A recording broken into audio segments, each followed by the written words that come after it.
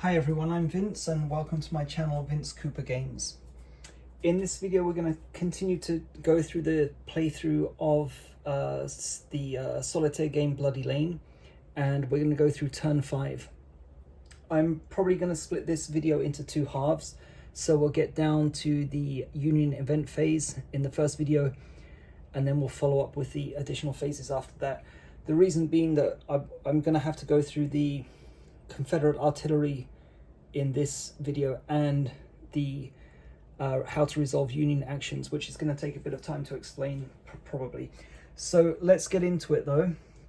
So we start off with the supply phase. So we're going to take the orders token and put it into the orders box down here. The orders token can be redeemed during the Confederate action phase, and it allows us to re-roll one of the Confederate action die. Then all the other tokens move to the right, and I'm gonna place another orders token here, and that concludes the Confederate supply phase. Okay, next we're gonna go to the reset Confederate artillery phase. Artillery ready, artillery ready, so nothing to do there. Okay, so Confederate artillery phase. So now, in order to protect the ammunition token, I am going to fire with Boyce's battery, okay, and they're going to target up here. This is Tompkins. Okay, they always target Tompkins. They cannot attack Tidball. Okay, Tidball is up here. So by choosing to fire in the Union artillery phase, the Union artillery will use counter battery fire against my artillery, but this will prevent the Union firing against the supply line. So how is this resolved? So in order to attack Tompkins battery, we're going to roll 2d6. If the result is a 2 to a 4, we will inflict one hit. We'll choose one random artillery counter and reduce the battery strength by 2. Okay, so we're going to roll 2d6. 2 to 4 is going to be a hit, and we get a 10. That's the first one.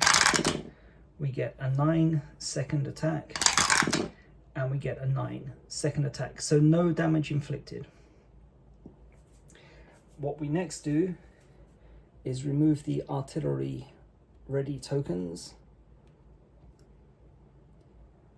and we replace them with artillery reloading.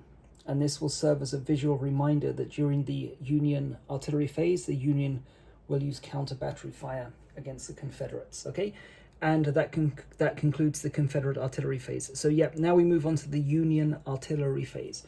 So because we decided to use fire, any remaining artillery counters in Tompkins battery and always 3 artillery tokens in Tidwell's battery will now fire against Boyce's battery down here. In order to reflect the superior Union cannon and artillery, Tompkins will hit on a roll of 2 to 5. So 1, 2, 3 attacks, 2 to 5 will inflict one hit on a random Confederate artillery counter. So let's go, and we get a 10, that's a miss. We get another 10, that's another miss, and the third attack is a 9, so that's also a miss. Okay, however, we also need to do Tidball. Tidball, I've mentioned this in other videos, Tidball is not where the game board would suggest he is. Tidball was like actually further to the east on the opposite side of the Antietam Creek. So his to-hit roll is a 2 to 3. So 2 to 6, 2d6, 2 to 3 will be a hit. Okay, that's a 7, that's a miss. That's an 8, that's a miss. And that's an 8, that's a miss. So as it turns out, no hits were inflicted. Okay, that concludes the Union artillery phase. So next we move on to the Union event phase. So again, this is 4d6 rolled 4 times to determine which event to resolve here on the Union event table. So 4d6 event number 1. Okay, so that's 20. Again, just to remind everybody, so 20 column A the event is a reform, but if it's resolved, which it was resolved in turn 1, we go to 21, 22, 23, 24, down to 4. That has already been resolved, so we're going to resolve a reform action. Okay, reform gives a free cohesion check to any Union counter that currently has a cohesion value below its maximum value. However, maximum value here of all the Union counters is 2, so there is no cohesion check to be made for any of those counters. So 46 again. Let's put this here. Okay, so again, this is a 16, so we count up to 24, go back to 4, 5 being resolved.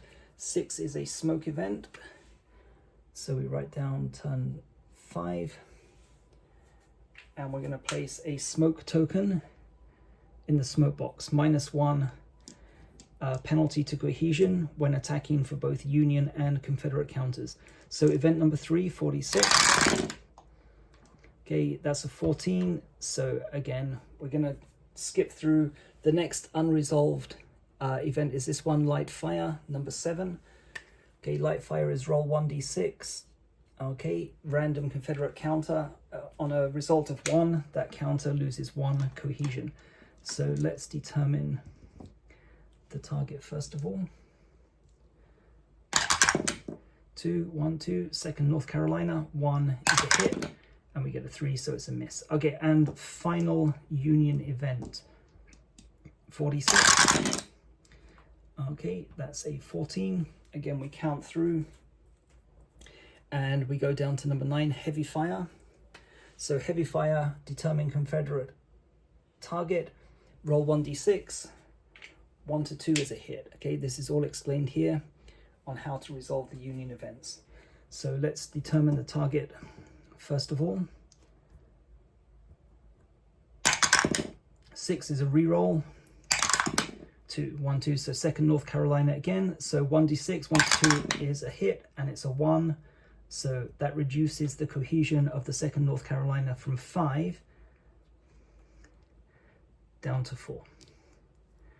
Okay, and that concludes the Union event phase. Turns 6 to 10, we're going to switch to column B, and we'll be marking off the turn in this column down here. So I'll stop this video for now, and then we'll come back in the second half, and we'll go on to the Union action phase.